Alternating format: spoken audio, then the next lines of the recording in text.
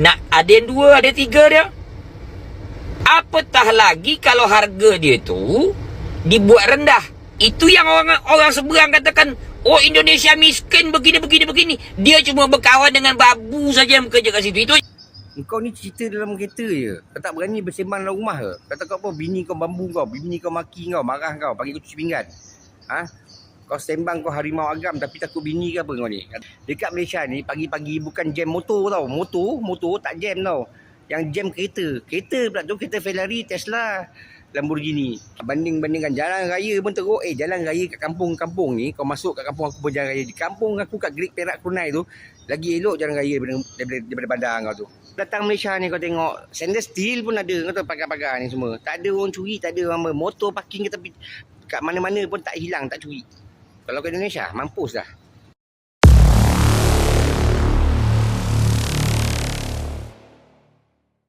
Assalamualaikum warahmatullahi wabarakatuh, geng. Berjumpa lagi bersama saya Iki. Gimana kabar saudara-saudara, sahabat-sahabat saya? Semoga kabar kalian selalu baik-baik saja. Dilindungi oleh Allah Subhanahu wa taala, dijauhkan dari segala bala musibah dan diberi umur panjang. Amin ya rabbal alamin. Oke, geng, seperti biasanya di video kali ini Ikinya akan mereaction beberapa video yang telah di-tag maupun yang telah terjumpa di TikTok. Dan di video kali ini Ikinya akan mereaction sebuah video. Dulu masih ingat kan tentang Kokori yang selalu menghina negara Malaysia. Nah, ada juga si Ain Arahab, si perempuan itu, geng. Nah, sekarang muncullah si Harimau Agam. Nah, habislah, geng. 3 orang itu pernah kena belasa, ataupun kena fakta, ataupun pernah koyak, sekoyak-koyaknya, sampai tidak balik lagi ke dunia sampai tidak balik lagi untuk mengatai negara Malaysia. Nggak tahu sampai sekarang, mungkin di live-nya masih mengatai, geng, ya. Dan sekarang, geng, Harimau Agam, geng. Waduh, teruk lah pemikiran dia ya. Kok seperti ini pemikiran dia ya? Dia dikasih makan apa sih dulu? Kayak gitu ya, geng, ya. Apakah ubi atau apakah singkong ataupun apa kayak gitu ya, geng, ya.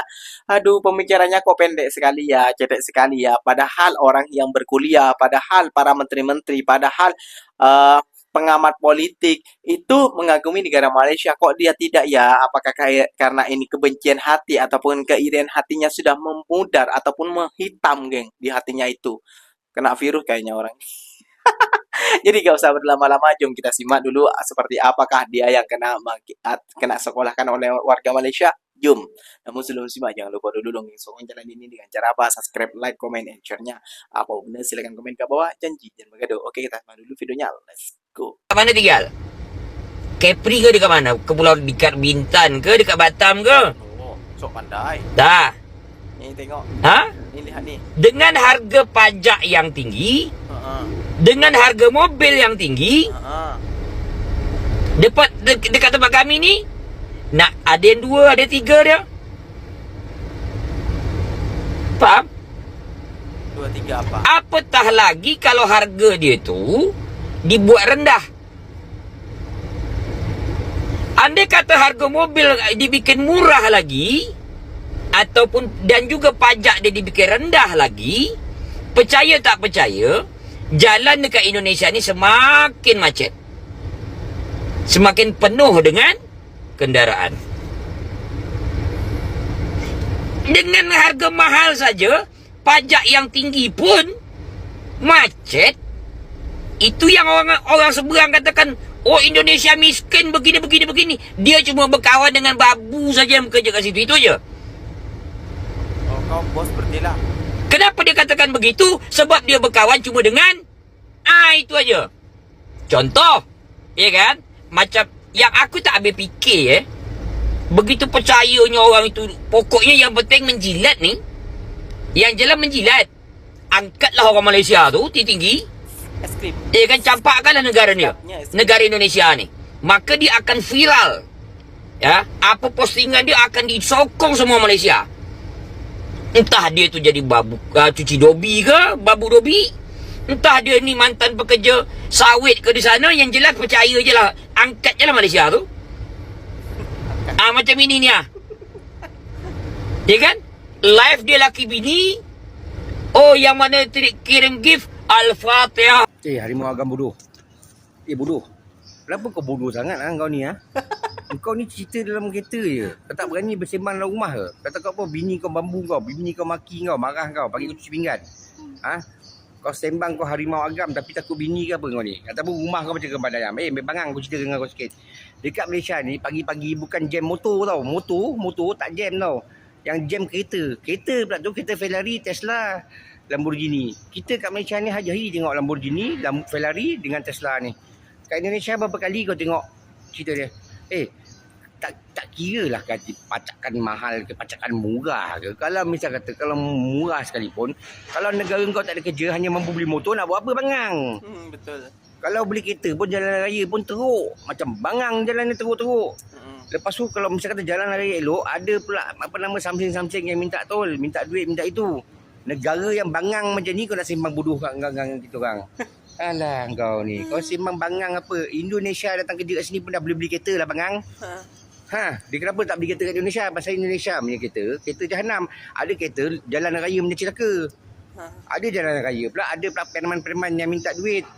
Konon-kononnya itu melambangkan negara jalan raya negara kau bangang, bodoh, tak ada orang tengok.